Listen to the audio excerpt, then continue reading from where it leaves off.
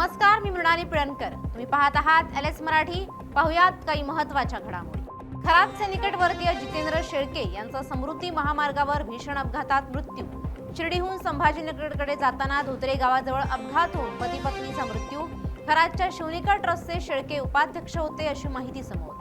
बंधू अशोक खरातच्या संबंधित Woakes property या ठिकाणी ईडीचं पथक दाखल. पथकामध्ये 5 वरिष्ठ अधिकाऱ्यांचा समावेश. उद्या खरातला नाशिक सत्र न्यायालयात हजर केलं जाणार असल्याने चौकशी लागली. नवनीत राणा यांना दंगली घडवायच्या आहेत. नवनीत राणा यांना पक्षातून बाहेर काढावं. महाराष्ट्र राज्य अल्पसंख्याक आयोग अध्यक्ष प्यारे खान यांची मागणी.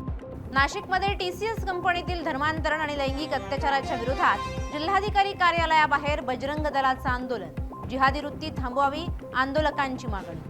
मुंबई महापालिकेच्या राजावाडी रुग्णालयातील वरिष्ठ निवासी डॉक्टर आजपासून संपावर. डॉक्टरांचा 2 महिन्यांचा पगार थकीत. जोपर्यंत पगार होणार नाही तोपर्यंत संप सुरूच राहणार, डॉक्टरांची भूमिका. धाराशिवमध्ये माझ्या निवेदनावर कारवाई का केली नाही असं म्हणत तहसीलदाराची गाडी अडवून शिवीगाळ. या प्रकरणी दोघांवर गुन्हा दाखल. जालन्यात प्रेमाच्या जाळ्यात अडकवून महाविद्यालयीन तरुणीवर अत्याचार. साहिल जावेद अन्सारी याच्या विरोधात अॅट्रॉसिटी कायद्याअंतर्गत गुन्हा दाखल. बीडच्या माजलगावमध्ये शॉर्ट सर्किट झाल्यानं दुकानाला आग. दुकानातील साहित्य जळून खाक.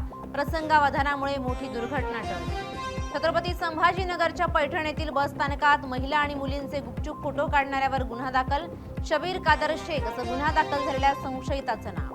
वाशिमच्या रिसोडमध्ये शेतातील गोठ्याला अचानक आग. आगीत pipe, sprinkle set, motor pump, engine आणि इतर साहित्य जळून खाक. शेतकऱ्याचं 3 लाखांचं नुकसान.